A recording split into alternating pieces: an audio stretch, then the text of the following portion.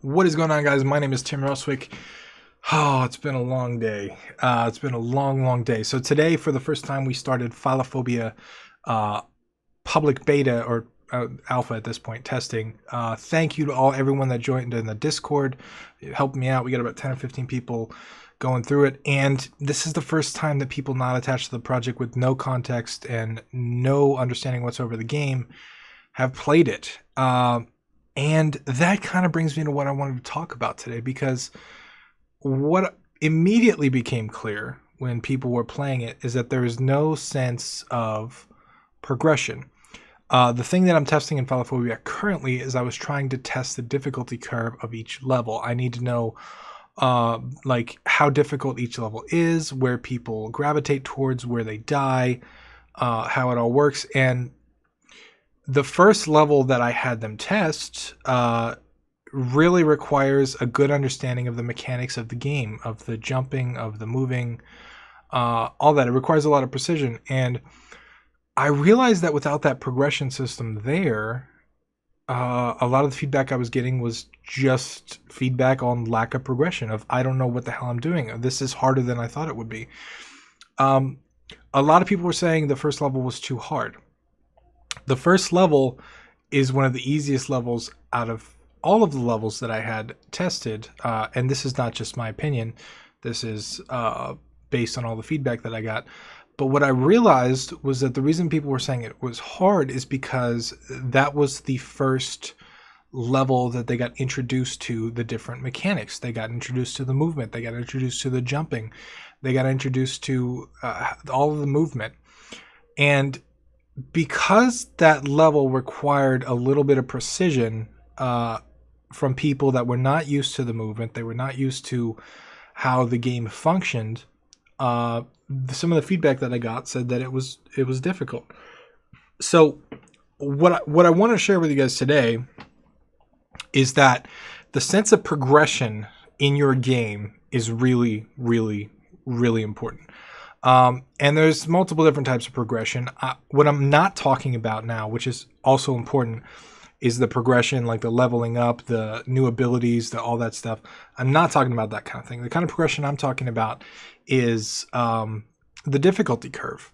The difficulty curve is really important, but not just to make it harder and harder as they go, but it needs to start out at a baseline so that they have space to move, they have space to jump, they have space to figure out the controls. You need to start really simply, even in levels that don't seem like they should exist, just so the player can run and jump and figure out how everything goes.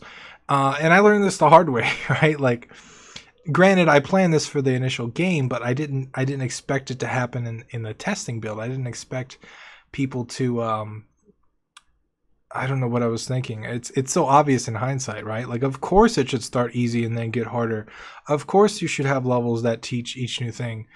But I really tried to work hard on that introductory sequence to the different enemy types. So one of the things I think I got right was there's this little enemy that when you touch it, it takes a second and then it appears. And if you touch it again, you die. And the way that works is simple, right? Like, it's easy to understand. But the first time you encounter it, you usually die because you touch it and then it appears and then it kills you. Second time, maybe you know that is not so much, you don't want to touch that thing because that's the way it is. But what I realized too is that I need to show every sequence of how that thing can be used. So in addition to touching it and it kills you, because of that, it can also be used to block paths. Once you go in a hallway that has one of those hearts, the little things that appear and then you can't touch them anymore, it can block access to a path once you go down that path, so you can't go back.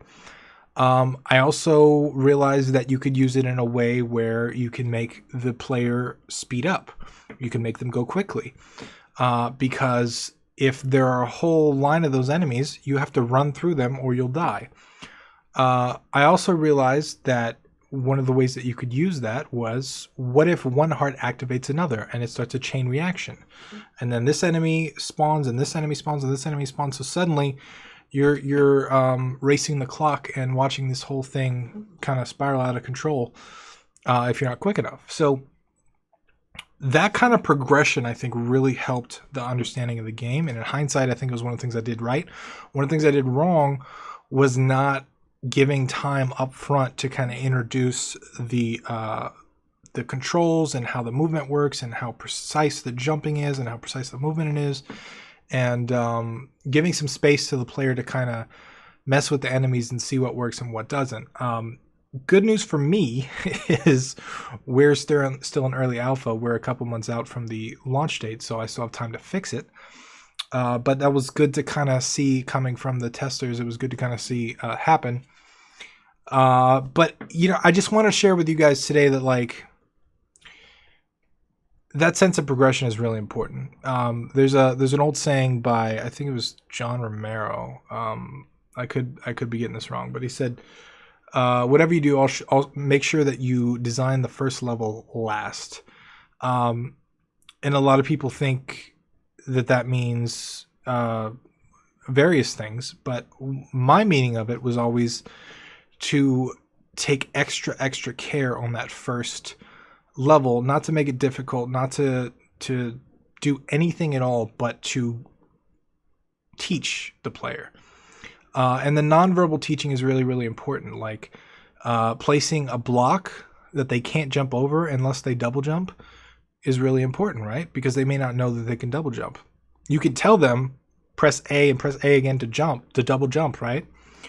But that's not elegant, and I don't think it's as effective as just putting a block there and showing them they could double jump. Start one, start two. Now, there are various different ways to do it, so you got to make sure it works. You got to watch in testing what happens, what people do.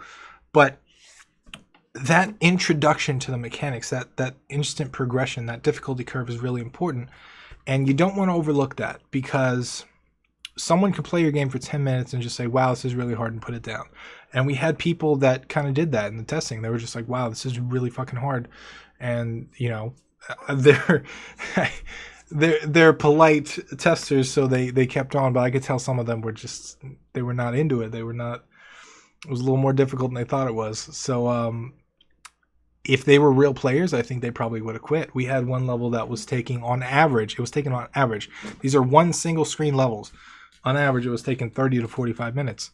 A level called Tilted Rage. And it was just too hard. It was just ridiculously hard. But I think what made it harder was that there was no sense of progression. There was, when the player got to that was level 3. There was no sense of, okay, I've mastered these mechanics now. How else can this game challenge me? There was just like, holy shit, here's an advanced level. I gotta figure all this out. And they had to figure out the precision and the mechanics and the jumping and all that in a hard level. And it wasn't working out. So if you're designing levels, no matter what you're doing, no matter what kind of genre of game you're doing, make sure you teach the player in the beginning.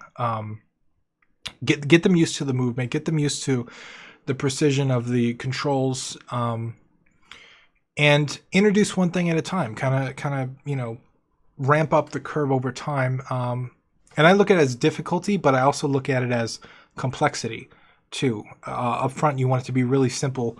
It can be clever, it can be interesting, but overall it should be really, really simple to get them to understand it. Now, my game is a ridiculously hard game. I think it is going to be in one of those, in the field of Super Meat Boy and Cuphead kind of thing, where it is intentionally very, very hard.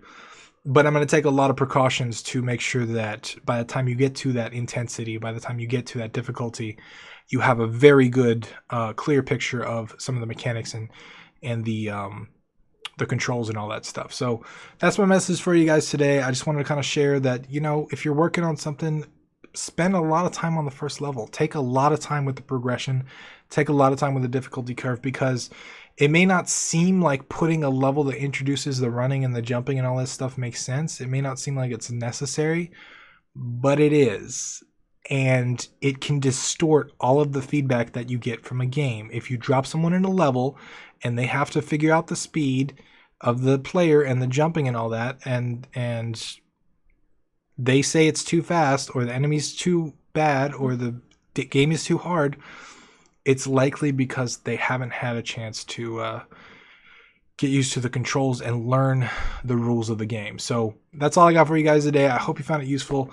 If you did, please leave me a comment below. Let me know your thoughts. As always, I'd like to hear from you guys. But once again, I'm Tim Ruswick, and I will see you tomorrow.